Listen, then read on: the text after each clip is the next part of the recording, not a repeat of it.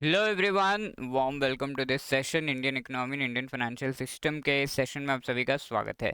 इस सेशन में हम मॉड्यूल बी, जो कि चैप्टर इसमें chapter 14 which is money supply and inflation, इसका एक important topic that is measures of inflation, इसे डिस्कस करने वाले हैं।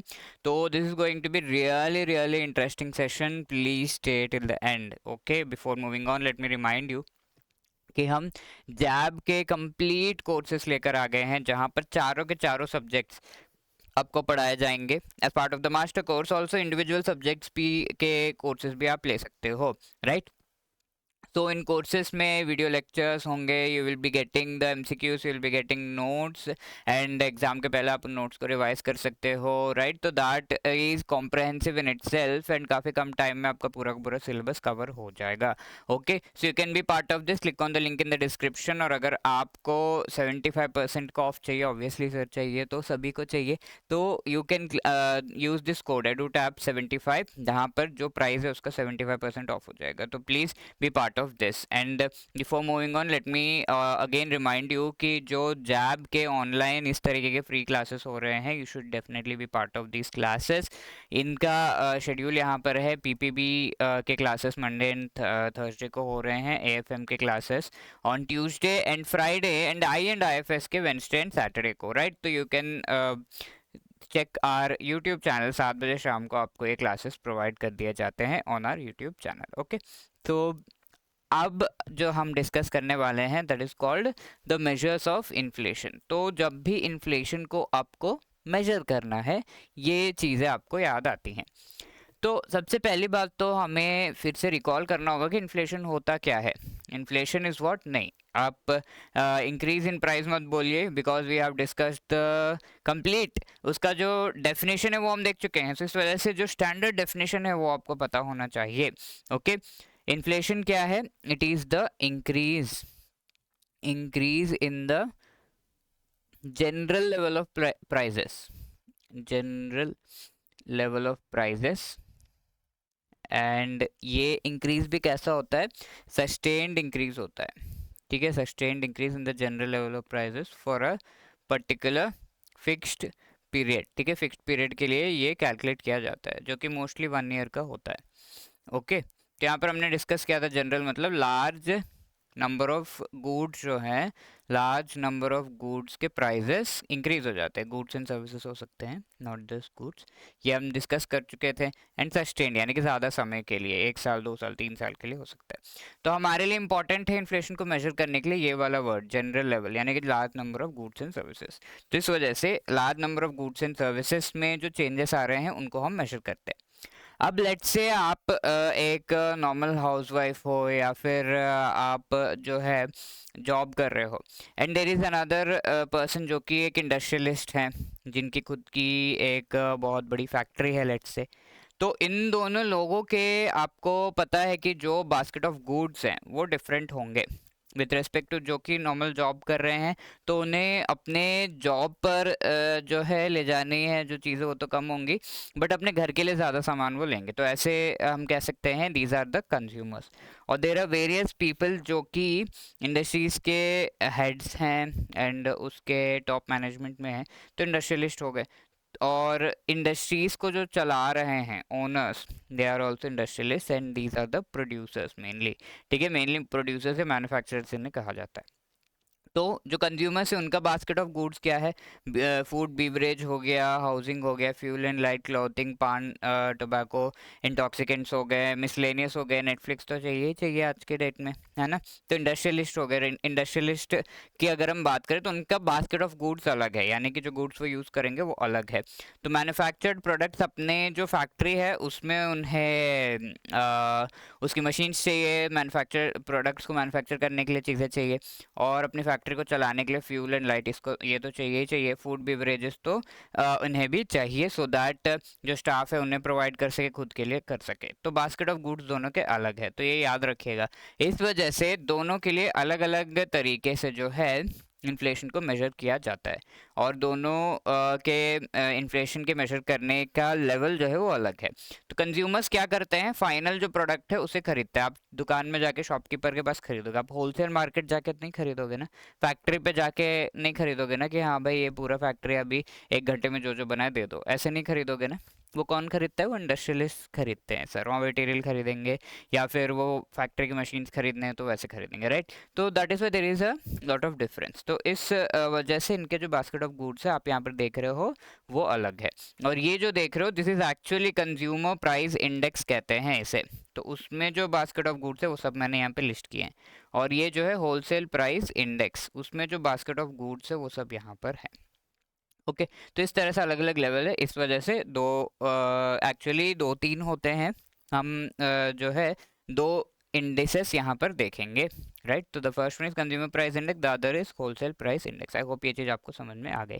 सीपीआई की अगर हम बात करें तो आपको आई होप समझ में आ गया है कि जैसे फैक्ट्री है, फैक्ट्री से जो सामान है वो थोड़ा सा ट्रांसपोर्ट होकर होलसेल मार्केट पे जाता है। तो होलसेल लेवल पर जो प्राइजेस अगर आप वो देख रहे हो, लेट से 100 रुपीज़ में होलसेल में इतना सामान मिल जा रहा है, बट देन टुमारो कल का डेट अगर हम देखें तो 150 रुपीज़ में वो सामान मिल रहा है, तो यहाँ पे प्राइसेस बढ़ गए। तो होलसेल लेवल पे प्राइसेस जब बढ़ रहे हैं that is called the wholesale price index. यहाँ पर चेंजेस अगर आप ट्रैक कर रहे हो।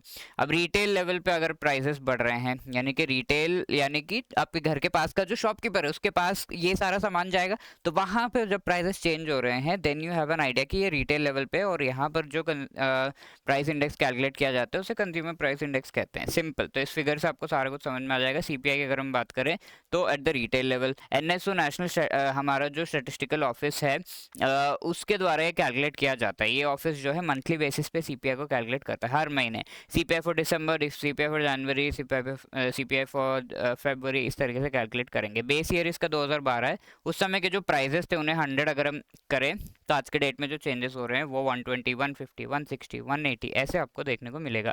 3 तरह के मेन सीपीआई होते हैं, रूरल, अर्बन एंड कंबाइंड। इसके अलावा भी होते हैं एग्रीकल्चरल लेबर हो गया और इंडस्ट्रियल जो लेबर हो गया, इस तरीके से इंडस्ट्रियल वर्कर्स हो गए, राइट, रूरल लेबरर्स हो गए। ये 3 तरह के और भी सीपीआई कैलकुलेट किए जाते हैं। अब ये पूरा जो कई सारे अर्बन एरिया से यहाँ जाके प्राइस चेंजेस को जो है देखा जाता है। और इसके साथ साथ कंज्यूमर फूड प्राइस इंडेक्स भी है, ठीक है। तो ये क्यों हम कह रहे हैं, एंड एक और टर्म है यहाँ पर कोर इन्फ्लेशन, इसकी हम बात करेंगे। फूड प्राइस इंडेक्स यानी कि फूड यहाँ पर मेन रोल निभाता है, सबसे ज़्यादा वेटेज फूड का होता है।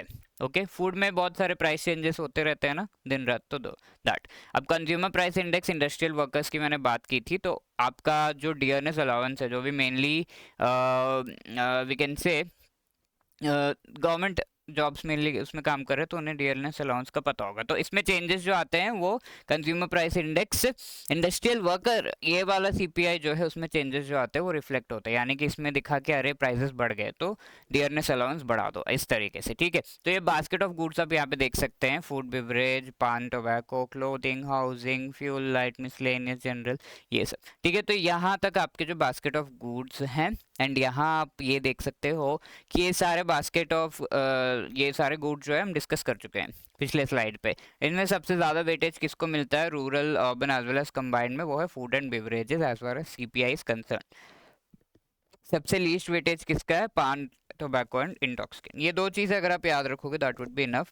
यही ऐसा है जो पूछा जा सकता है। अब हमने एक टर्म कोर इन्फ्लेशन डिस्कस किया, राइट। तो कोर इन्फ्लेशन क्या होता है, लेट्स से ये जनरल कंपोनेंट से इन्फ्लेशन के, यानी कि आप घर खरीद रहे हो सर्विसेज आपको मिल रहे हैं, क्लोथिंग आप ले रहे हो, आप जो है मेडिकल एक्सपेंसेस आपके होंगे, फ्यूल एंड लाइट है यानी कि आप पेट्रोल खरीद रहे हो वो भी उसी में आ जाता है, गैस जो है एलपीजी पे पैसे लगा रहे हो, सीएनजी की गाड़ी है तो वो सारा फ्यूल एंड लाइट में आ जाता है खर्चे आपके, एंड फूड, ठीक है। तो ये जनरल कंपोनेंट्स है एक पर्सन के जो यूज़ के आइटम्स है उसका, ठीक है। तो इन सब में प्राइसेस बढ़ेंगे तो हम कहेंगे कि इन्फ्लेशन है। और इन सब में जब प्राइसेस को बढ़ते हुए जो है नोट अगर किया जाता है तो उस पर्टिकुलर इन्फ्लेशन को हम हेडलाइन इन्फ्लेशन कहते हैं, ठीक है, हेडलाइन इन्फ्लेशन।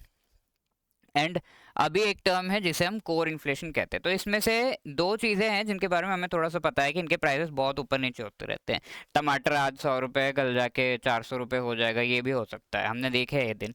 और पेट्रोल के प्राइसेस हम ये नहीं कह सकते कि आज 100 है तो कल 200 300 400 नहीं हो सकते। तो दैट कैन हैपन अगर बहुत ज़्यादा जो है बड़े इश्यूज कुछ हो गए, आसपास वॉर हो गया, ऐसा कुछ हुआ विच इज़ नॉट इनएविटेबल, है ना। तो ऐसे में प्राइसेस बढ़ जाएंगे, नहीं भी हो तो प्राइसेस ऊपर नीचे होते रहते बहुत ज़्यादा। ठीक है, तो इस वजह से ये दोनों जो कंपोनेंट्स है, fuel and light, food and beverages, ये दोनों को काफ़ी वोलेटाइल माना जाता है, यानी कि ये दोनों बहुत ज़्यादा चेंज होते हैं, इन पर बहुत ज़्यादा कंट्रोल हमारा नहीं है। इस वजह से कोर इन्फ्लेशन को कैलकुलेट किया जाता है।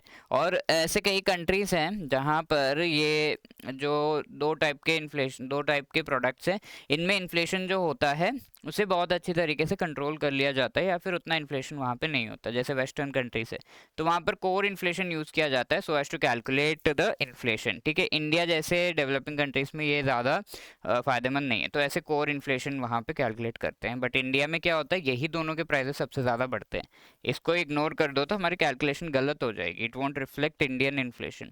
तो दैट इज़ वाई इंडिया जैसे डेवलपिंग कंट्रीज में कोर इन्फ्लेशन का ज़्यादा इंपॉर्टेंस नहीं है। That is the concept of core inflation, I hope you have understood. अब सीपीआई को कैलकुलेट कैसे करना है, लेट्स से मई 2021 में 176.20 है, अब 2022 में 183.40, तो रेट को कैसे कैलकुलेट करना है। तो जनरली हम जानते हैं कि डिफरेंस जो भी होता है वो divided by original value, original जो भी वैल्यू है वो इंटू 100% अगर हम कैलकुलेट करेंगे that is called the rate, है ना। कितना चेंज हुआ भाई, ओरिजिनली कितना था इंटू 100%, परसेंटेज में मिल जाएगा, that is what CPI. CPI को कैलकुलेट करने का तरीका, सीपीआई रेट को कैलकुलेट करने का, not CPI but CPI rate को कैलकुलेट करने का। तो सीपीआई यहाँ पे दे दिया गया, इंडेक्स दे दिया गया है, तो डिफरेंस कितना होगा 183.40 माइनस 176.20 डिवाइडेड बाई ओरिजिनल कितना है 176.20 इंटू 100%, है ना। ये कैलकुलेट करेंगे तो ऑलमोस्ट 4% के आसपास आएगा। तो that is how you calculate CPI. तो ये बेसिक फॉर्मूला आपको थोड़ा सा याद रख लेना है, ये मैथमेटिक्स जिनको थोड़ा बहुत आता है they can remember, otherwise you can just remember this। ठीक है, इस तरीके से एग्जाम में क्वेश्चंस पूछे जाते हैं, तो यू शुड नो दिस। आगे हम मेजर्स देख रहे हैं जहाँ पे डब्ल्यूपीआई होलसेल लेवल पे होता है, यानी कि ये वाले लेवल पे, होलसेल लेवल पे। तो wholesale price index wholesale level पे, ये दूसरी ऑर्गेनाइजेशन बनाती है इंडिया में गवर्नमेंट की, office of economic advisor, that is department of promotion of industry and trade, DPIIT से कहा जाता है, तो उनके द्वारा बनाया जाता है। बेस ये 2011-12 का है, उस समय के प्राइसेस बेस है, उससे कितना बड़ा वो कैलकुलेट किया जाता है। 3 commodity groups, primary articles, fuel and power, manufactured products, ये सब हैं। फूड इंडेक्स इसमें 24.4% है, एंड इसी में इंडेक्स ऑफ इंडस्ट्रियल प्रोडक्शन, यानी कि इंडस्ट्रीज में प्रोडक्शन किस किस तरीके से हो रहा है, ये चीज़ भी कैलकुलेट किया जाता है, और उसे हम इंडेक्स ऑफ इंडस्ट्रियल प्रोडक्शन कहते हैं। माइनिंग, मैन्युफैक्चरिंग, इलेक्ट्रिसिटी, ये 3 यहाँ पर जो है कॉम्पोनेंट्स है इसके, 2011-12 इसका बेस ईयर था। डब्ल्यूपीआई, एक चीज आपको याद रखना होगा, डब्ल्यूपीआई और सीपीआई जो है मंथली बेसिस पे कैलकुलेट होता है, ये आपको याद रखना है। हम आगे एक और जो टर्म है उसे देखेंगे, that is called the GDP deflator. ठीक है, तो ये जीडीपी डिफ्लेटर क्या है, आइडिया के लिए ये देखिए, ये बास्केट ऑफ फ्रूट जो है, लेट्स से 2011 की मैं बात करूँ, आपको 400 में शायद मिल जाता होगा, आज के डेट में मिलेगा नहीं, इतने सारे नोट लगा दो तब भी आपको छोटा बास्केट कितना पार्ट भी आई डोंट थिंक मिलेगा, है ना, इतने सारे अच्छे अच्छे फ्रूट्स है इसमें। तो दैट इज द थिंग, तो the prices have increase, same basket के प्राइसेस आज के डेट में इंक्रीज हो गए, तो कितनी बार, how many times it has increased. ठीक है, लेट्स से यहाँ पे 400 रुपये हैं, यहाँ पर आपको लगभग 800 रुपये दिख रहे हैं, तो let's say 2 times it has increase. तो वो कैसे कैलकुलेट करेंगे, जो इन्फ्लेशन इस समय का जो प्राइसेस था, इस समय के 2011 के जो प्राइसेस उन्हें हम रियल जीडीपी कहते हैं, यानी कि रियली जीडीपी के प्राइसेस उस टाइम पे जो भी बेस ईयर लिया गया है उस टाइम पे कितना था वो कैलकुलेट, उसको देख के कैलकुलेट करना। आज की डेट में क्या हुआ, इन्फ्लेशन पूरा ऐड होते गया, ऐड होते गया, ऐड होते गया, और फिर जो हमें सामने दिख रहा है वो नॉमिनल जीडीपी है। ठीक है, रियल वैल्यू नहीं है, नॉमिनल जीडीपी, तो इसे हम नॉमिनल जीडीपी जिसमें इन्फ्लेशन इंक्लूडेड होता है, that is called nominal GDP. इन दोनों का रेशियो जब हम करेंगे, यानी कि यहाँ पे क्या है 800 बट 400 अगर हम करेंगे तो will get the value 2। So 2 is indication of the inflation, कितना बढ़ा है, उसी चीज़ को हम जीडीपी डिफ्लेटर कहते हैं। Okay, I hope that is clear. और एक क्वार्टरली बेसिस पे कैलकुलेट होता है, ठीक है, यहाँ पे कोई बास्केट ऑफ गुड्स नहीं है, बहुत सारे, तो पूरे के पूरे गुड्स जो है सभी इंक्लूड होते हैं इसमें पूरे इकोनॉमी में। जीडीपी कैलकुलेशन का मतलब क्या है? जीडीपी यानी कि सारे गुड्स एंड सर्विसेज जो बने हैं एक पर्टिकुलर इकोनॉमी में, उनको जो है कंसिडर किया जाता है। तो that is way quarterly basis पे ये कैलकुलेट किया जाता है, कोई basket specific basket of goods नहीं है इसमें। That is I think okay. So let's answer this question. I hope थोड़ा सा लंबा सेशन हुआ, but I hope you have enjoyed it. CPI WPI are release test 2023 में के में एग्जाम में पूछा गया। पॉज करके आंसर कर सकते हैं आप इस क्वेश्चन को, and then you can check. Yes, CPI and WPI अभी अभी हमने डिस्कस किया, मंथली बेसिस पे रिलीज होते हैं। So B is the right answer. This is the homework for you. एक बार क्वेश्चन पढ़िए, पॉज करिए वीडियो को, and then try to answer this. Okay, again I think this one also was asked in the exam में पूछा गया था।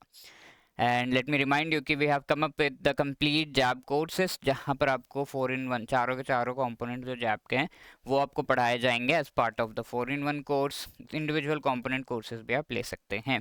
तो avail that, you can click on the link in the description. Edutap 75 use करने पर आपको 75% का of भी मिल रहा है।